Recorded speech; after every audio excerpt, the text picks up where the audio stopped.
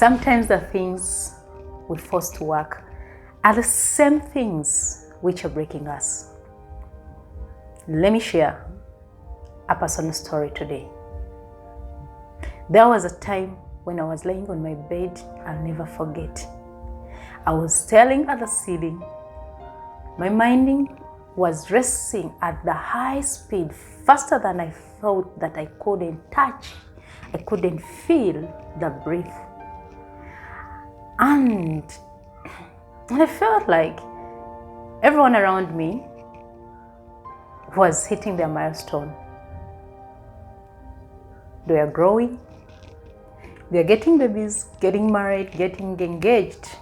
How surprised it was. And I sat there and said, oh, wait, what am I even doing? So, if you have ever felt that way, I would like you to sit, because today I'm going to talk about my personal story, where it started from, the mistakes I did, the lessons I learned, and the most important thing, how you can bring back your calm in the hardest times. I know how it feels when you're in a struggle, when you're in a challenge, which you feel that it's almost hitting you up, maybe destroying your life.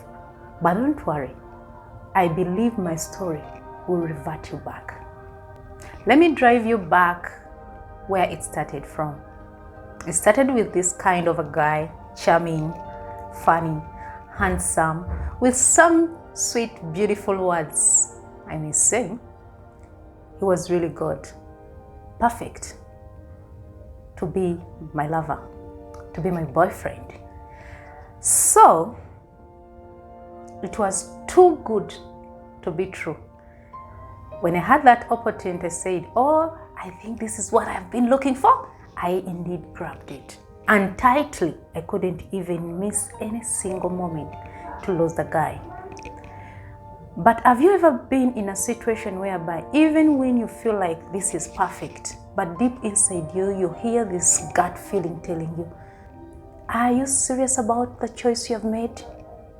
That's exactly what really happened. But what I did is, I completely ignored that gut feeling because I couldn't afford to lose this opportunity. I remember even my friends crossed when I told them I have gotten this guy with the dump. So they told me, okay. But when they saw the guy, they told me, Enid, slow down. Same to my family noticed it and told me, are you serious about the guy you were chosen today? The truth is, I completely ignored what they were saying. I didn't mind about anything. I was just crazy about the guy. I was desperate. Besides being desperate, I had this fear in me. I didn't want to lose. I didn't want to be alone. I was looking for a belonging. I was looking for this love, for the happiness many of the people are looking for. So what I did is to convince myself, maybe the guy will change. Maybe someday, maybe I'll pray. I'm a Christian. I'll pray about the guy. And suddenly, I couldn't realize what was going on. I was blinded by my desperation. I was blinded and taken up by my fears. That's what most of us do. We ignore the signs and the red flags around. And that's what really happened. Here comes an exciting moment I'll never forget in life too. On the pulpit when I was going to say I do. I looked at the pastor.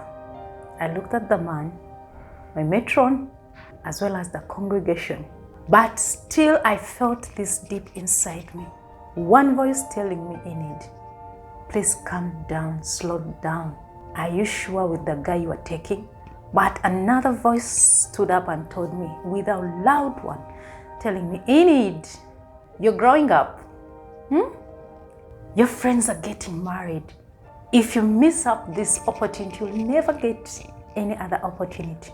So I looked at them and I said, I do. That is the worst mistake I've ever done in my life.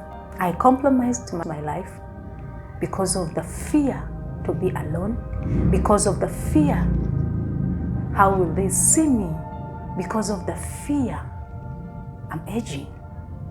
Beside being even desperate, I felt like I wanted the belonging, love, happiness. Eventually, none happened. The moment I said I do, that same day, everything changed. After the celebration, everything turned around as if it has never happened in life.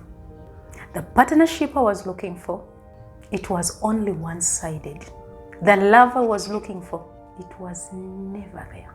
It was only pain, cries, disappointments, worries, mistreats.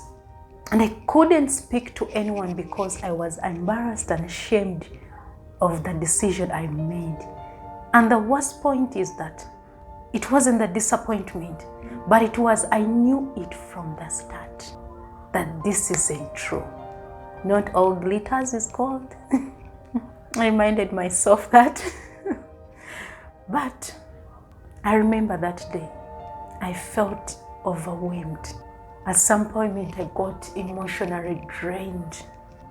I cried overnights. I couldn't speak to anyone until I said, Enid, no more. I had to leave the marriage. Not because I wanted to leave it, but what happened, it was beyond control. It was beyond measure. It was beyond pain. It was on the edge of death and life. And this takes me to why I shared this story.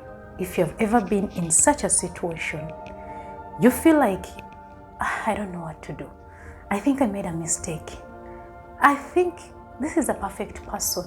But you feel that deep inside, maybe 1, 2, 3 people are telling you the same thing, but you couldn't hear.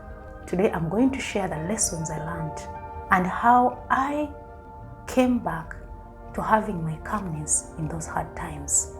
But this is a teaching which goes to many of us in times when you are in a life transmission.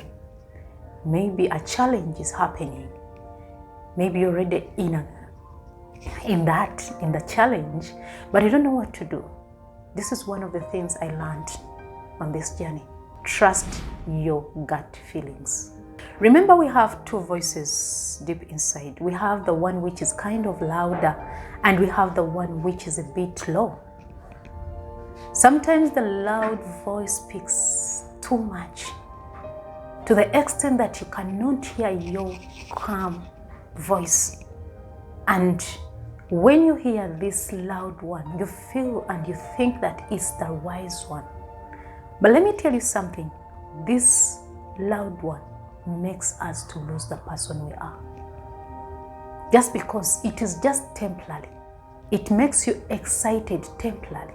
But at some point you get to reach to know that the calm one was telling you the truth. If I gave a chance to hear my calm feelings, the instinct I had, I wouldn't have been in such a mess. But thank God it happened, and that's why I am here to share my story to help at least a soul. Give it time. Completely understand it. Never look for happiness in other people. You will never get that happiness. Me, the issue was, I was looking for a belonging. I was looking to be loved. But trust me, love is never found in anyone. Happiness, you will never find it in anyone. It is found in you. Only you. You are the one to discover yourself and understand what makes you happy, what makes you full, what makes you enough. No one should deceive you that. At some point I said, I wish I knew this earlier. But if you've heard this, try to understand that your happiness is built within you. It's never found in someone else. And when you build that, you start to reconnect yourself and begin to see the person you want to see. Always step back. Someone will ask me, how can I step back? Can I do that? No. Let me tell you something. If you are close to the problem, if you are close to a challenge, if you are close to something, you can't see the problem. You can't see the holes. You can't see the flags. Until you step back, that's when you find yourself, oh my goodness, I didn't know this. So that's why I'm telling you that always step back whenever you're going to make a decision or you are in a circumstance, you feel you don't know what to do next, step back. Give it time. Understand what could be the problem. Why am I feeling this weird? What thing can I find out? Because whenever you give it time, it helps you to bring the real thing you want to see. You will find at least one hole, one red flag, and you will listen to it. Or step back, meaning give yourself time before making a decision. Don't take long to take a decision, but always give yourself step back and let it slow down. Stop comparing yourself with other people. If I didn't compare myself with my friends getting married, getting engaged, I wouldn't have done this mistake. But comparing yourself with other people, everyone has his own journey. A journey to embrace. My journey is not your journey. Here we are like fellowshipping to help others to grow. But we're not here to copy other people's journey, because my journey is different, your journey is different. You are unique, and you are unique if you find yourself. If you build that person is missing in you, you become that unique. Comparing will only delay you, only delay your blessing, it will only make you suffer, overwhelmed at some point, and at some point you'll lose the person you are.